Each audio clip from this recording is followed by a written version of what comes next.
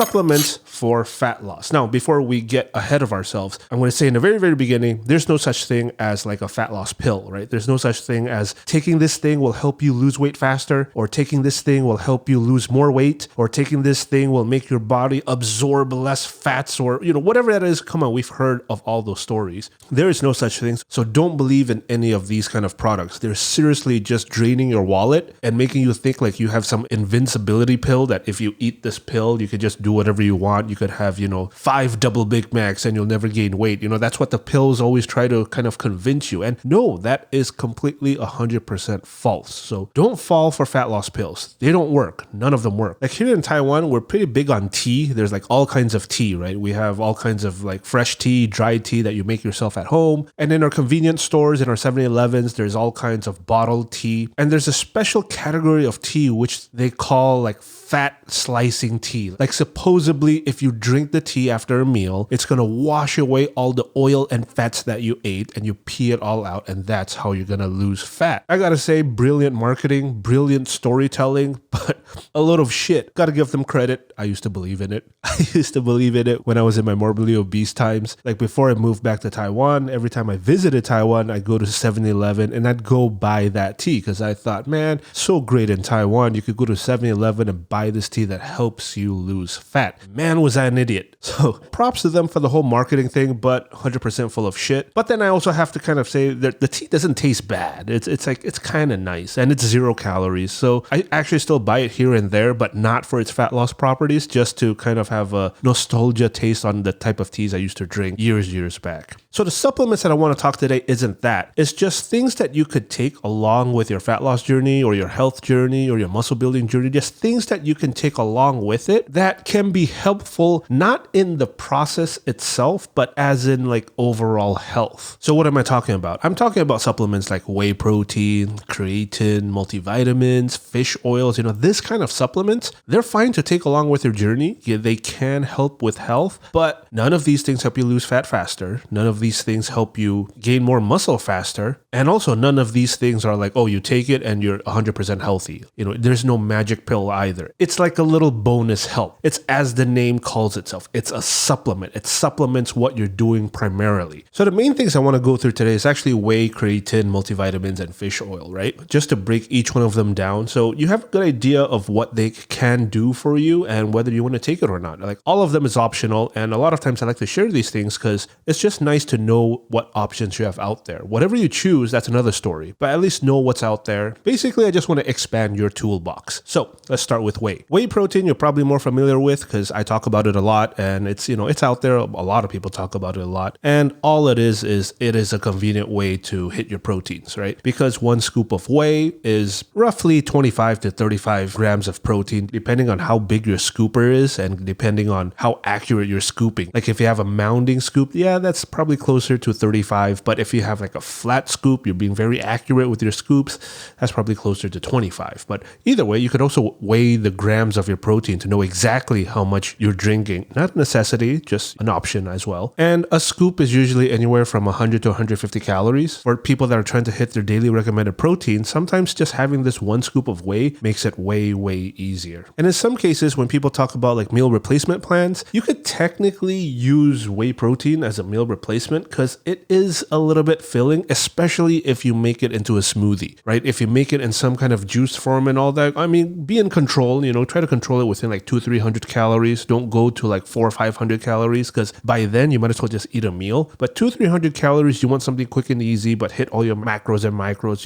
Make a smoothie for that, and it could basically replace a meal for the day if that's what's convenient for you. Like there's this part of convenience with whey protein as well. And so while whey protein doesn't help you lose more fat, what it does is you're consuming more protein, which means when you are losing weight, you're going to be preserving more muscle and losing more fat. And what do I mean by that? Whenever you gain or lose weight, it is both fat and muscle. It is never just one, right? You are never only gaining muscle and 0 fat, and you are never losing just fat and no muscle. Like, that's just not how the body works. It's always both, and you have no control over that. It's just how our bodies work. But the thing that you do have control is the ratio of fat and muscle that you lose. So say you eat more protein as you're losing weight, that means you will likely lose more fat and less muscle. So think of it more like instead of a 50-50, 50 fat, 50 muscle, you're losing 60 fat and 40 muscle when you include more protein in your diet. And same goes for if you're gaining weight. If you're gaining weight and including more protein in your diet, you will be gaining more muscle and less fat. The ratio is all that you have control of. And it's not an exact science. Like you can't control the ratio to be exactly 60-40 or 70-30. All you can really do is make sure you're doing the things so the ratio kind of sways one way. And it's never really going to be like, 80-20 or 90-10. It's more closer to 60-40, 70-30 at the most. And so that's what whey protein could help with. Of course, you don't take whey protein. That's also totally fine. Just get your protein from fresh foods. That's fine too. But for convenience as a supplement, if you want to take whey regularly, totally go ahead. And remember, you don't need to be working out. There's no rule where, whey only works when you work out. And, I used to think of this too. I used to think like, oh, well, I'm not working out. I don't need to take whey. It's like, that's completely false. Whey is like a multivitamin. You don't take multivitamins only when you're sick. You can take multivitamins every day, even when you're healthy. It's not medicine. It is a supplement that you could take on your day-to-day life. And so that's whey. And let's move on to creatine. Creatine is probably something you've heard of a lot, and it's likely a lot less marketed to people that are trying to lose weight and a lot more marketed to people that want to gain muscle, because creatine actually does nothing for people that aren't working out. Like if you're not working out at all and your goal right now is just to lose weight, I wouldn't recommend you take creatine because creatine does basically nothing. Creatine, to put it simply, is a supplement that helps you push a little bit harder when you are working out. In other words, give you that little bit more of energy. So let's say you're doing push-ups and you're doing 3 sets of 10, and usually, the 10th one is really, really hard. What creatine could do is maybe help you push for a 11th. Now, because it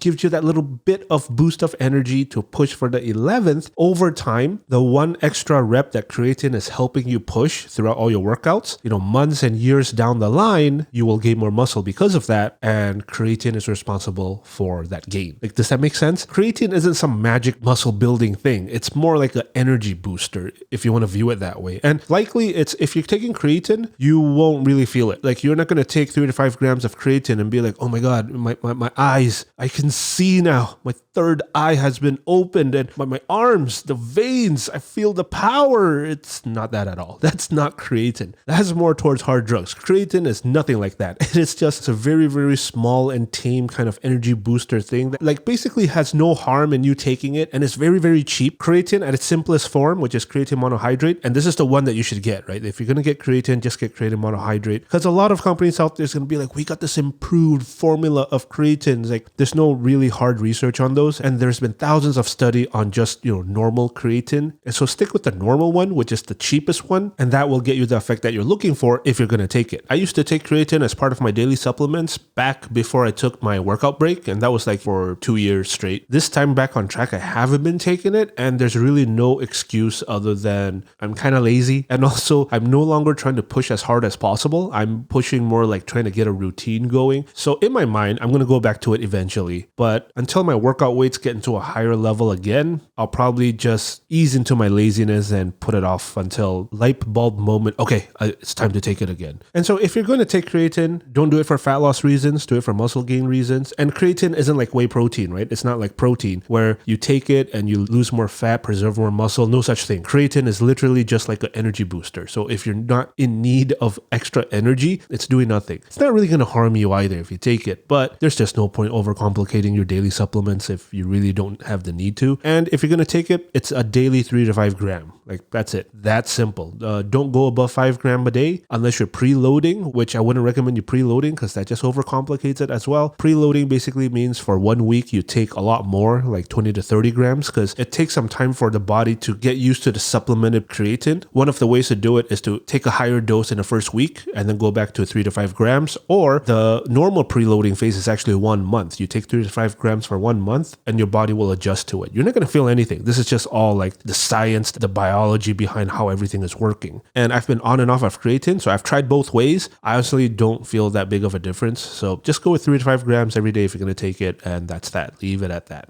And the next one is multivitamins. So here's the thing about multivitamins. I feel like they're insurance. I feel there's no harm in the majority of people just taking it it on a daily basis. The whole point of a multivitamin is obviously it's not to get you all your vitamins. You want to get most of your vitamins from your fresh foods. But then to get most of your vitamins from fresh foods, it means you got to have a really balanced diet. And let's be real, as much as we're all into this diet thing, as much as we're watching for our health, our diet every day is not going to be balanced. There's going to be balanced days. There's going to be days that's not really that balanced. Now, what multivitamin does is on those non-balanced days, it kind of closes the gap. It evens it out. Like let's say, today was not a very balanced day. You got a lot of vitamin B and C, but you didn't really get much vitamin D. Well, that's when the multivitamin comes in. You get some vitamin D from the multivitamin, or whatever vitamin you're lacking for the day, the multivitamin will kind of soothe and cover you through that day. And then the other question would be, what happens if you overdo it? Like you have a very balanced diet and you take a multivitamin. What happens then? Well, you kind of just pee it out. And that's why a lot of people argue against multivitamins is they'll say stuff like, oh, I don't recommend multivitamins because that's just expensive pee. You might as well just eat a balanced meal and you can never take a multivitamin, which I will have to say I agree, but that's like an ideal world. That's like, utopia, like as if every day is going to be freaking perfect. If that's the case, I would do it too. And I got to be honest, I did try that. I did try to have like perfect diet every day. It's just fucking prison, man. It's just not life. When you do that, you don't have room for your birthday cakes and all that. But if you want room for your birthday cakes and make sure your vitamins and minerals are kind of still hit, that's when you take the multivitamin. And so I'd recommend it. Definitely don't rely on it. Don't be like, oh, so I'm taking a multivitamin. I could just eat double Big Macs every single day and, let the multivitamin take care of all the vitamins that are missing. Like, don't do that. Come on, be sensible. You use some of the common sense. You still need to try towards a balanced diet, but the multivitamin could help you kind of widen that margin of error. And there's really not much harm in it. And if you're going to ask like, what brand or what type of multivitamin to get, it's really just any of the big brands out there, Centrium or whatever it is. Like, as long as it's a brand like worldly known and it's a multivitamin, that's fine. There's no need to go down that rabbit hole too deep. It's especially important like when you are kind of under the weather. Under the weather means your body's fighting something, so it needs all the resources it can get. And perhaps when you're under the weather, your appetite's not that great, so it's hard to keep the balanced diet. Like that's when the multivitamins come in and be a little bit useful and can help where they can help. But of course, it's like insurance. Don't rely on it. Like when you buy insurance in real life, you don't rely on the insurance. The insurance is just to make sure if shit goes down, it's not the end of the world. You have this thing there to kind of cover you and make sure you're still above ground. And so finally, it's the omega-3s, it's the EPA, DHA, or in other words, the fish oil. Technically, you can get all your omega-3s, your EPA, DHAs, you can get it all from fresh foods. That's totally possible, doable, but I did the math. And at least for me, in order to every day hit the omega-3s that I need every day, I would need to eat a certain amount of fish every day. And to me, that's absurd. I love fish. I have nothing wrong with fish, but I like my beef too. I like my chicken, my pork, my lamb, my seafood. I like all these things. I like all these other foods. And when I have those foods, I might not be having my fish. And if I were to have fish every day, it's going to be the same, like trying to keep that balanced diet, or I can't. It's imprisoning. It's too much. It's being very, very restrictive in the long run. And I just couldn't see it happening for myself. So I started to take daily fish oil to make sure I'm hitting the omega-3s, EPA, DHAs in my day-to-day life. And that's basically it in terms of supplements during your weight loss, muscle gain, or health journey, or a combination of whatever journey you're on, or, just life. Actually, just for a basic life, I think the supplements that we just went through, whey, creatine, multivitamins, fish oil, I think these have a place in everybody's lives. Of course, this is towards average healthy individual. If you have some special medical conditions and whatever, you probably want to consult your doctor first before taking anything extra. But for the most of us, I think this is it in terms of supplements. Anything else is more individual and preference. I've been taking these for years now. I think 5 to 6 years where it's just a daily basis. And I don't know if I could really say like, oh my God, it changed my life. Like, I don't know. Ever since I started my weight loss journey, I started to get sick a lot less. Also, during my journey, I took 0 supplements. I wasn't into multivitamins and all of that until after I hit my weight goals. But then since my weight loss journey, I was really getting sick a lot less. And then I added on all these supplements after I hit my goals. I think the only time that I really got sick was back last year when the whole family caught the Rona. I really felt it like, okay, I'm sick. But other than that, I've never really gotten more sick than the sniffles or, whatever it was. It just doesn't last more than 48 hours. I don't know if I can attribute that to supplements, but I've seen the science behind it, and I feel this is the least I could do to ensure my own health, and my main goal is health. And so I'm taking it on a regular basis. And I hope breaking it down like this this has been helpful.